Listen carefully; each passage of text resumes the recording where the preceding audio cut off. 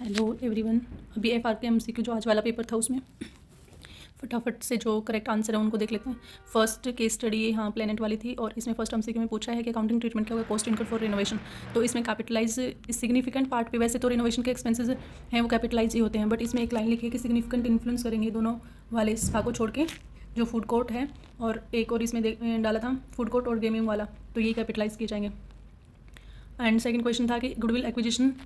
पे जो एक्विजिशन से अराइज हुई है वो गुडविल कितनी है, 31 मार्च को पूछा है। तो वैसे तो डेट ऑफ एक्विजिशन पे 2630 वाला ऑप्शन आएगा, बट इसने डेट ऑफ एक्विजिशन की नहीं पूछी, 31 मार्च क्लोजिंग की पूछे, तो इंपेयरमेंट 204 का लेस करके 2426 आंसर सही है। थर्ड है कि 31 मार्च को ये लॉन्ग टर्म लोन है वो क्या होगा। इसमें था कि इंडियस 10 भी लग रहा है, तो इसमें जो ये मांगा है ना अप्रूवल होने के बाद ग्रेस पीरियड मांगा इन्होंने, 28 मई को इन्होंने ग्रेस पीरियड दिया है ना, और अब 15 मई को हमारे फाइनेंशियल स्टेटमेंट अप्रूव साइन हो गए थे, तो ये नॉन एडजस्टिंग इवेंट में चला जाएगा क्योंकि वो बाद में हो गया। तो अदरवाइज़ तो ये करंट में नॉन करंट में जाता है, तो ये वो वाला इंडियस 10 भी नहीं लगेगा, तो फिर ये करंट लायबिलिटी शो होगा। उसके बाद था कि इसमें इम्पेयरमेंट लॉस, इसमें 144 आंसर आ रहा है, लेकिन इन्होंने इतना सारा अमाउंट दे रखा, तो इसमें तो आंसर मैच नहीं हुआ था। इसको 1 मिनट होल्ड के लिए रखते हैं, बाकी तो सारे क्वेश्चन सोल्व हो गए थे। अब इसमें फर्स्ट पूछा कि एलिवेटर की कॉस्ट, बट एलिवेटर अकेले की नहीं होगी, इनके अलावा 3 लाख का एक्सपेंसेस और क्या था इसमें, ये लिखा ना कि 3 लाख का एक्सपेंसेस एक्चुअल अदर कॉस्ट, तो 12 में से 3 का कर दिया तो 25% में भी इसका करेंगे तो, और बाकी इसमें से 30 में से 10 एलिवेटर निकाल के 20 का 25% करेंगे तो 5 लाख और 10 लाख एलिवेटर, तो 15 लाख आंसर सही आ जाएगा। और अभी इसमें है कि करंट लायबिलिटी मशीन का शो इन द लिमिटेड, अच्छा उसमें ना PV करने के लिए कुछ दिया हुआ अमाउंट नहीं है, तो 4,20,000 है ना, उसका डबल कर देंगे, वो 6 मंथ का, तो 1 ईयर का 8,40,000 डी आंसर सही है। इसके अलावा कोई और ऑप्शन मैच नहीं होगा आपका करेंगे तो। अब इसमें एक चीज़ ये है,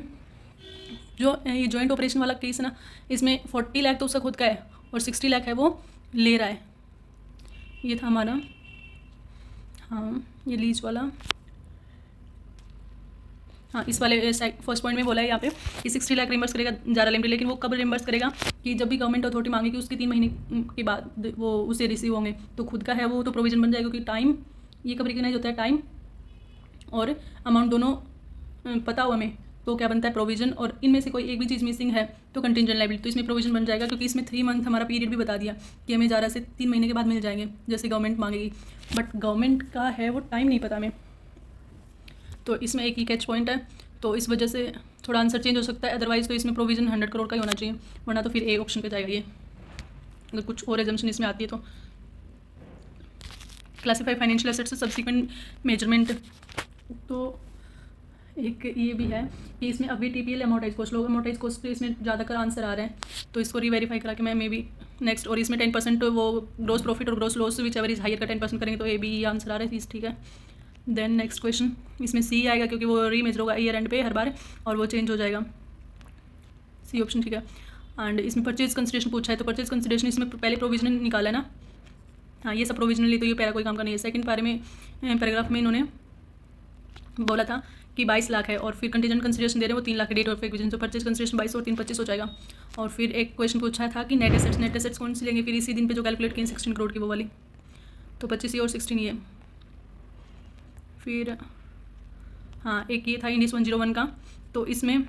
फर्स्ट नहीं आएगा, क्योंकि फर्स्ट में बोला था not make investment accordance with the Indians gap, तो एस्टीमेट हम नहीं लेते हैं, ऐसा नहीं है, हम एस्टीमेट कंसिडर करते हैं। सेकंड में बोला था कि एस्टीमेट कंसिडर करते हैं जिसमें स्पेसिफिक पर्टिकुलर फॉरेन एक्सचेंज का इंटरेस्ट रेट का और मार्केट कंडीशन के साथ में एट द डेट।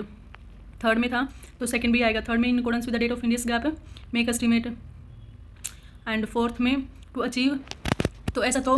सेकंड तो आएगा ही, फर्स्ट तो आएगा नहीं, तो पहले दोनों A और B कैंसिल हो गए, और C और D में से अभी सेकंड तो आएगा कंफर्म, तो सेकंड आएगा, तो D में सेकंड है नहीं, तो C आंसर चला जाएगा इसका। इसमें रीजनल बेसिस पे C ठीक है, गवर्नमेंट ग्रांट रिकग्नाइज करते हैं, और इसमें 15 में A वाला यही आएगा कि कॉम्प्रोमाइज़ नहीं होना चाहिए, conflict of interest, that's it's. तो ओनली 2 क्वेश्चन है वो कन्फर्म नहीं है, एक तो ये फाइनेंशियल इंस्ट्रूमेंट वाला कि इसका VTPL या फिर अमोर्टाइज कॉस्ट, और एक जो स्टार्टिंग में क्वेश्चन था इम्पेयरमेंट लॉस वाला, ये वाला कंफर्म नहीं है। मेरे को तो लग रहा है कि इसमें ये आंसर होना चाहिए, थोड़ा कैलकुलेट किया था। इसमें एसोसिएट का पूछा है, तो इसमें एसोसिएट का निकालेंगे ना तो ये आ जाएगा 4,000 इशूड शेयर कैपिटल, और स्टार्टिंग का रिटेन अर्निंग दे रखा है, तो रिटेन अर्निंग कैन इनका 6240, तो इन दोनों को ऐड करेंगे तो नेट एसेट्स निकल के आगे। नेट एसेट्स के बाद में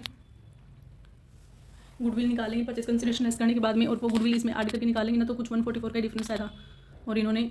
1440 लगा रखा है, तो ये वाली दिक्कत है। ओके भाई।